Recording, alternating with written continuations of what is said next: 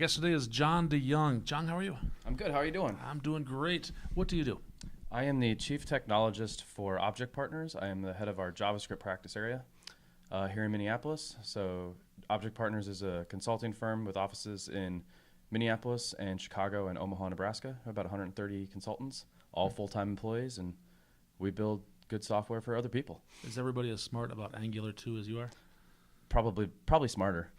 Well, I can attest to the fact that you just taught me something about Angular 2 that I was struggling with, and this was the concept of observables.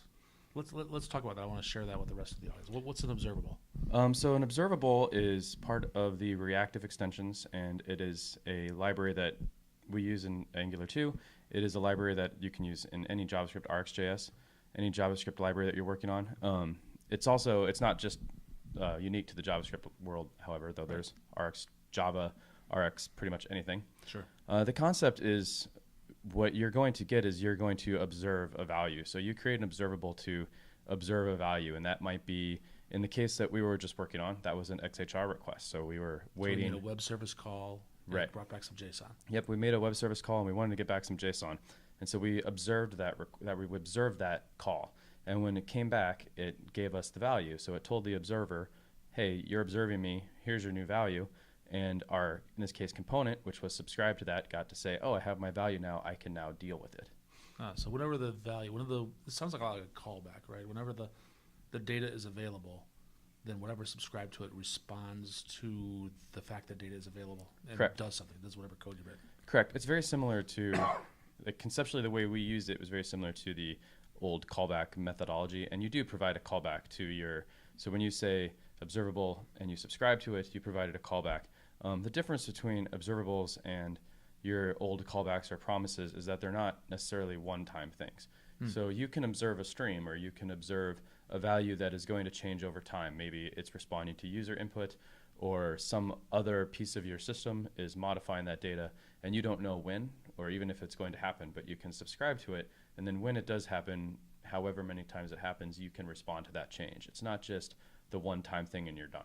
Is that the big advantage, is the fact that it happens over and over again, or can happen over and over again? Definitely, yeah. It's very much set up to deal with streams very well, or just user input. Think of one of the examples that you and I just talked about was I'm displaying something up in a navigation component in my Angular app. Okay. And in this case, it was the logged in user. And that might change over time. Maybe the user will log out and log back in. So the navigation component subscribes to that user object. And any other piece of the system, whether it gets a 401 that logs out the user or the user logs themselves out, that updates that service, which updates that observable, in this case a subject, and that component can then re-render itself with the logged out user or the new logged in user without needing to constantly get told that it changed. We don't have that concept of watchers anymore because they were kind of slowing us down in Angular 1.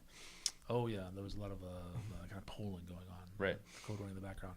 It's also less code to write, I think, isn't it?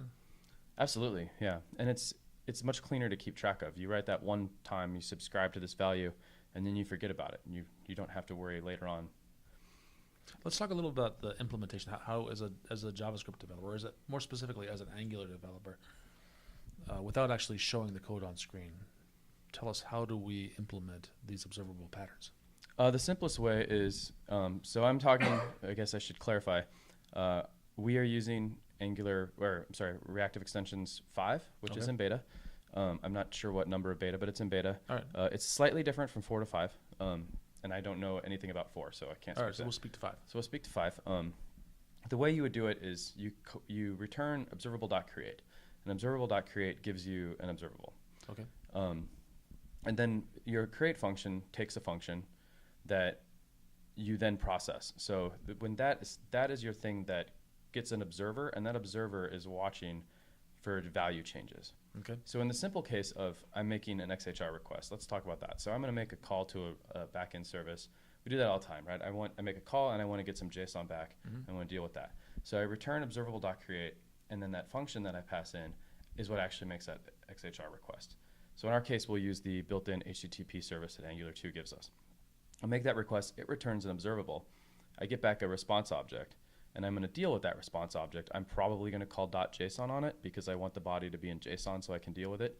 Maybe I want to do something else with it. Maybe I want to use a map function to massage the data a little bit, convert it into something else. Maybe I want to somehow make that nice for the component. And then I'll call observer.next.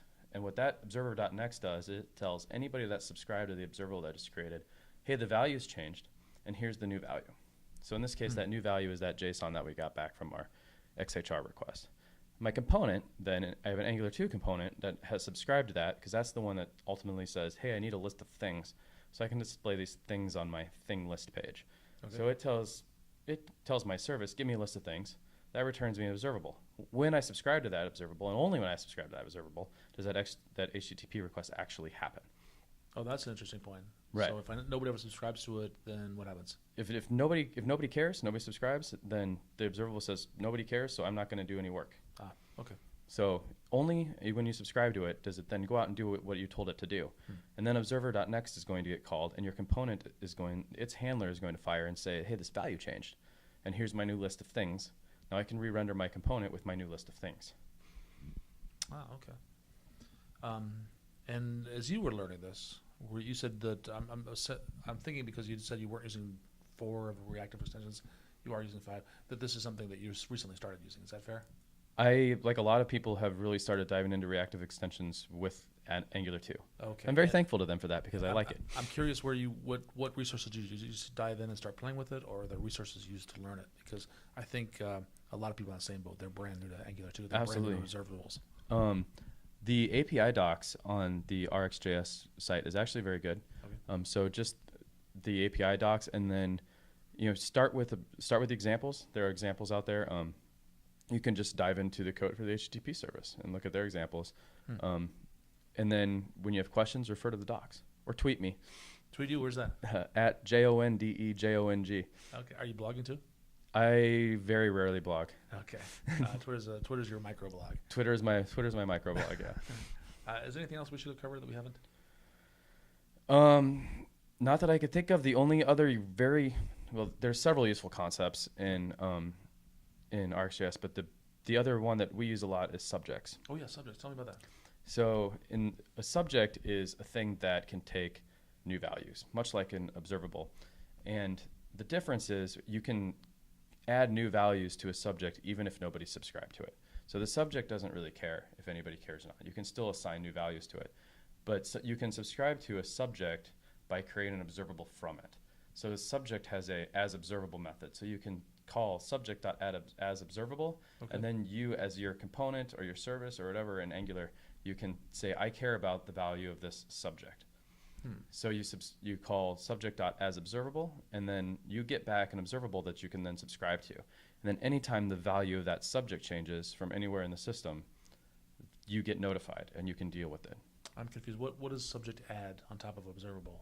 Observable alone. Subject gives you more of an object that you can access externally, that it's outside of that observable.create. So the only place in an observable, the only place you're going to change that value is on that observer. So you need to create the observable and get that observer value. Okay. The observable is only going to get created when someone subscribes to it. Okay. It's only going to start dealing with that when someone subscribes to it. A subject, we can create it, and then we can start updating its values right away, regardless of whether or not somebody has subscribed to it. Okay. Very nice. Anything else? No, I think we're good. That's good. John, thank you so much. Thank you. Appreciate it.